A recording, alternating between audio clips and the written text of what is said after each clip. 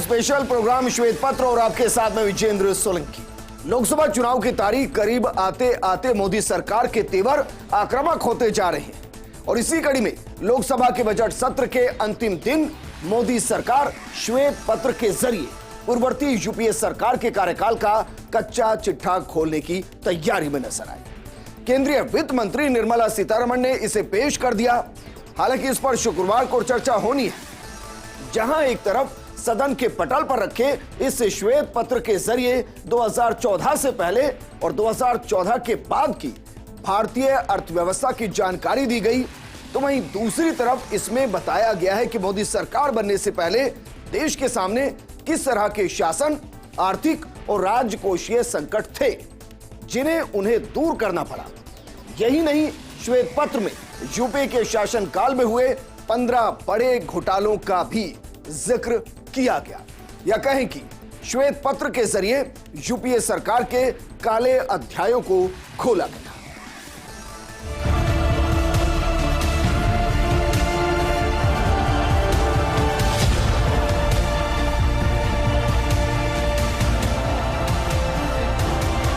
Sir, I rise to lay a white paper on the Indian economy, both in Hindi and English version.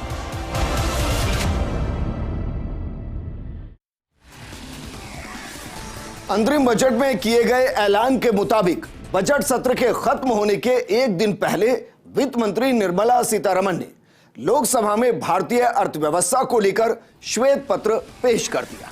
श्वेत पत्र में पूर्व प्रधानमंत्री doctor Manmohan Singh के 2004 से 2014 तक के कार्यकाल में आर्थिक विकास के ठप पड़ने, भ्रष्टाचार के आरोपों के साथ निवेशकों के भरोसे में कमी को लेकर जोरदार हमला बोला गया। यही नहीं, इसके अलावा भी इस श्वेत पत्र में कई ऐसे मुद्दे रहे जिस पर शुक्रवार को निर्मला सीतारमण सदन में चर्चा करेंगी। ये रिपोर्ट देखिए। मोदी सरकार की तरफ से लोकसभा में वित्त मंत्री निर्मला सीतारमण ने श्वेत पत्र पेश किया। सरकार ये श्वेत पत्र यूपीए सरकार के दौरान कथित आर्थिक कुप्रबंधन के खिलाफ लेकर आई है।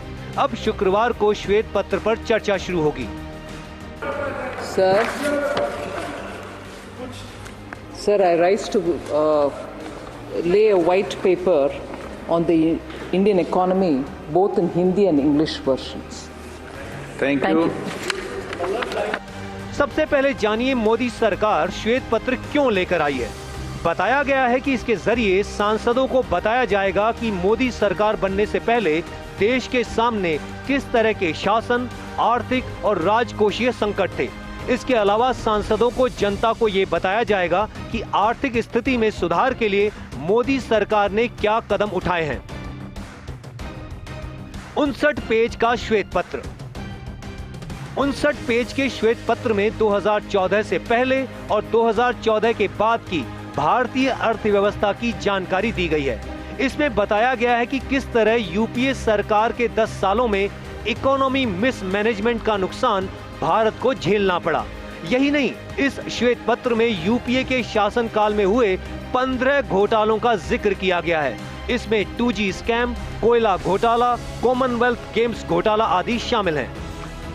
सबसे पहले आपको बताते हैं कि आखिर श्वेत पत्र में क्या क्या लिखा है। श्वेत पत्र में कहा गया है कि यूपीए सरकार ने देश की आर्थिक नींव कमजोर की।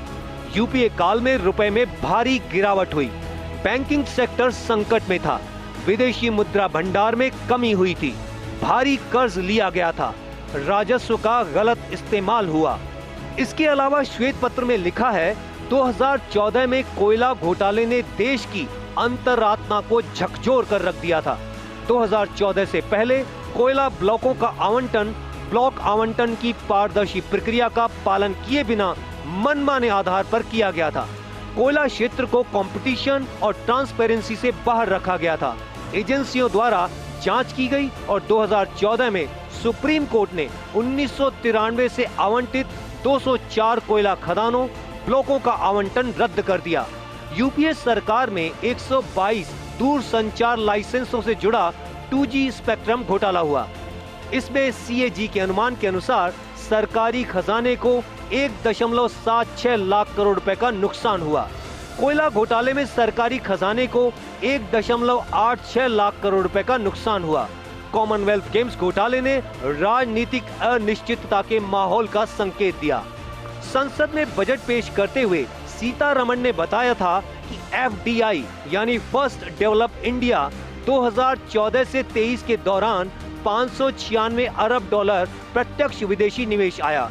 यह 2005 से 2014 के दौरान आए FDI से 2 गुना था। हम विदेशी पार्टनर्स से बायलैटरल इन्वेस्टमेंट ट्रीटी कर रहे हैं। बता दें कि वित्त मंत्री निर्मला सीतारमण ने अपने अंतरिम बजट भाषण के दौरान भी इस संबंध में घोषणा की थी। उन्होंने कहा था कि सरकार एक श्वेत पत्र पेश करेगी जो यूपीए दशक और एनडीए दशक को कवर करेगा। इसमें यूपीए शासन के वित्तीय कुप्रबंधन और एनडीए शासन की वित्तीय समझदारी को दिखाने के लिए एक तुलनात्मक विश्लेषण होगा। There will be a white paper on economic performance of the last 10 years compared with the previous 10 years. The 12th announcement is so much a statement that I would like to make, which is what I made in the budget speech as well. Government has got the trust and the confidence and the blessings of the people based on its exemplary track record of GDP, as I said, governance, development and performance, effective delivery and also on Jan Kalyan. So highlighted points have been realized as goals of Vikasit Bharat till now, and they are the realizable goals also continuing to be so, because what we want to underline is we govern with good intentions, true dedication and hard work in the coming years, and that's why Amrit Kal is also now called Kartavya Kal. In short, that's a budget.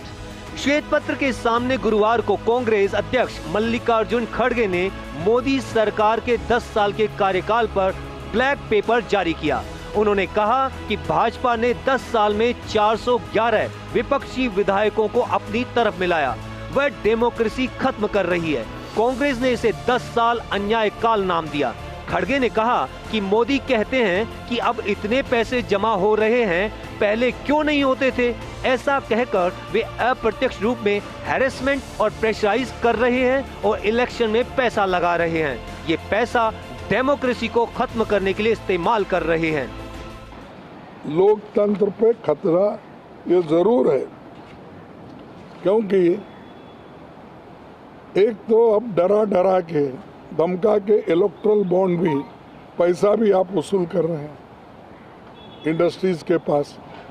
हमने नहीं पूछा, अभी तुमने चाबी फिराते हो पीछे, वो आगे आके देते हैं, वो सब छोड़ के हमने किसी को पूछा नहीं, किसी को तंग नहीं। तंग कैसा करते हैं? ईडी की नोटिस भेजना, सीबीआई की नोटिस भेजना। वहीं श्वेत पत्र के खिलाफ कांग्रेस ने ब्लैक पेपर लाने की बात पर पीएम मोदी ने राज्यसभा में निशाना साधा था। पीएम ने कहा, काले कपड़ों में सदन को फैशन शो देखने का भी मौका मिला।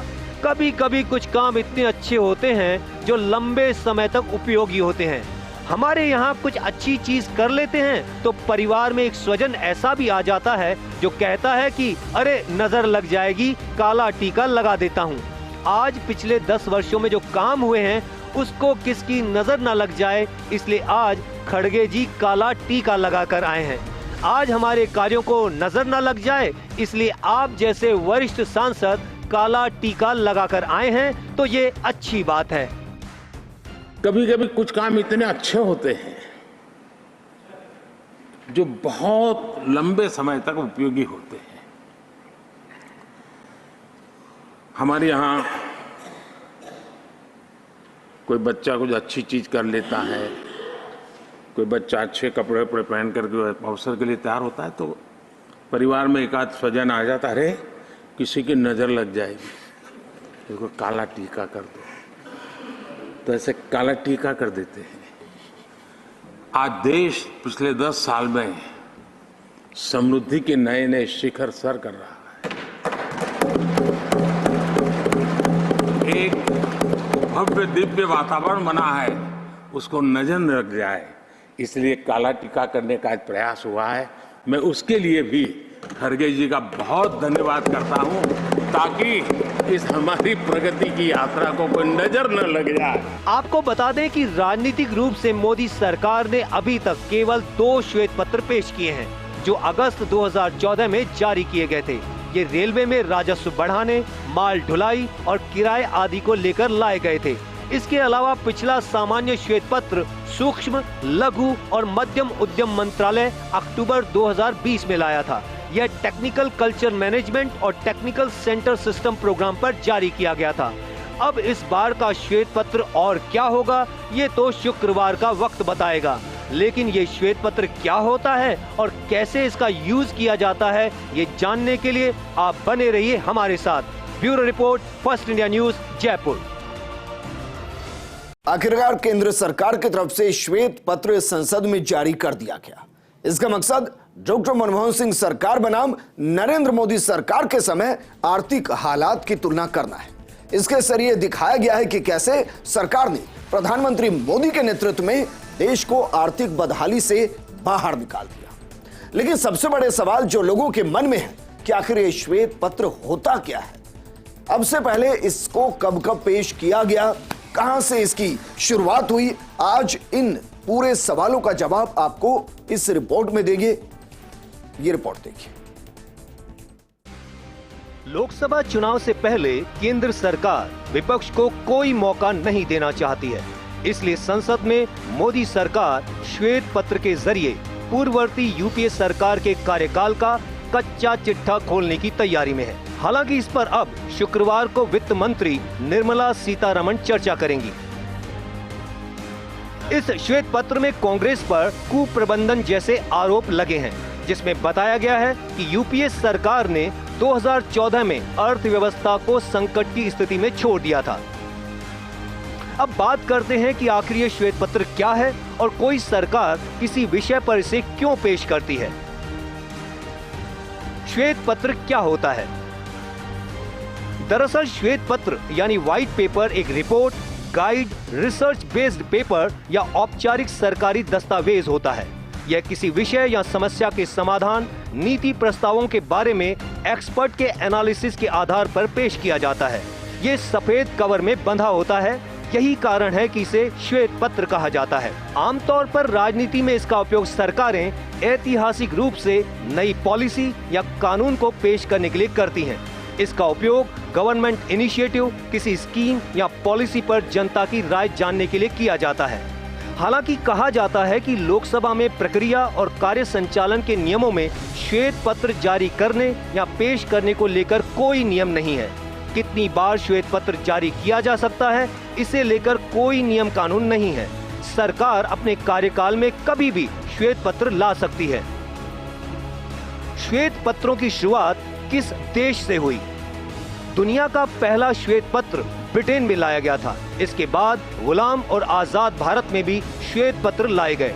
90 के दशक से व्यापारिक कंपनियों ने भी अपने व्यापार और मार्केटिंग के लिए श्वेत पत्र लाना शुरू कर दिया है।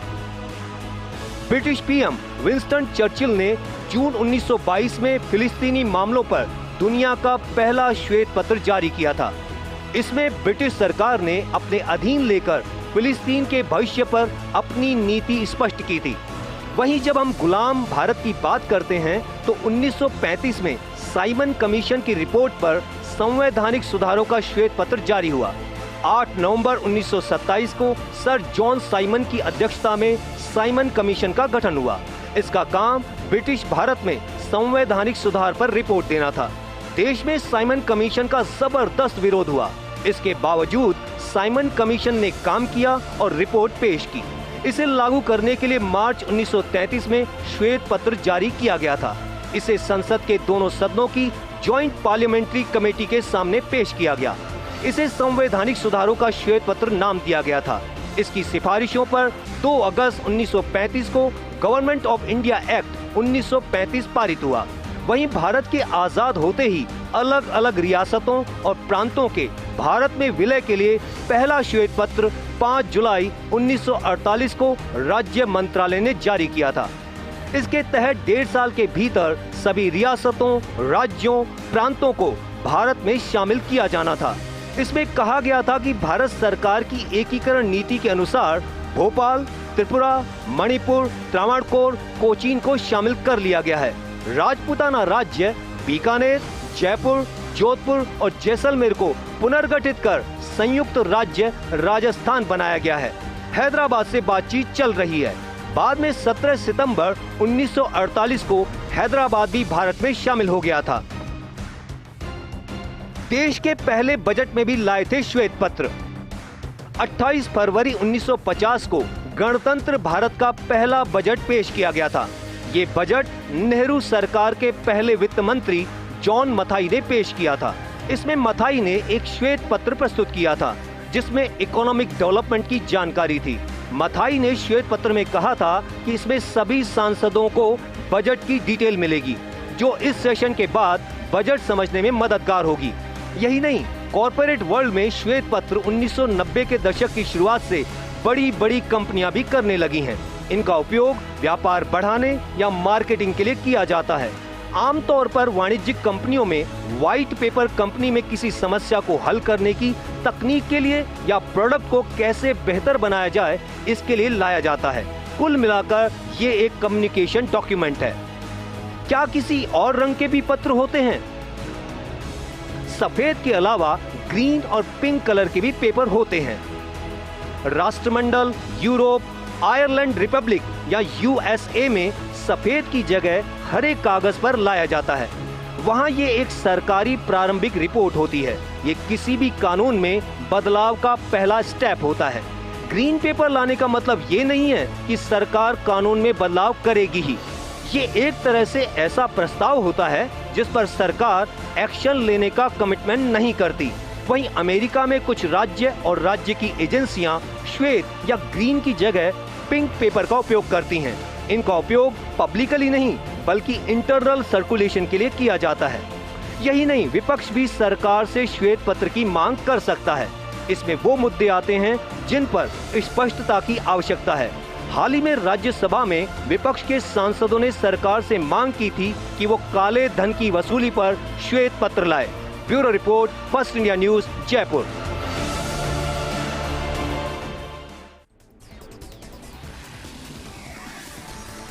उम्मीद करेंगे आपको ये पता चला होगा कि श्वेत पत्र क्यों लाया जाता है, कैसे लाया जाता है और इसका इतिहास क्या है, और जो कल आने वाला श्वेत पत्र है उसके पीछे की वजह क्या है। इस प्रोग्राम में फिलहाल इतना ही, लेकिन आप बने रहिए फर्स्ट इंडिया न्यूज के साथ क्योंकि खबरों का सिलसिला लगातार जारी है। नमस्कार।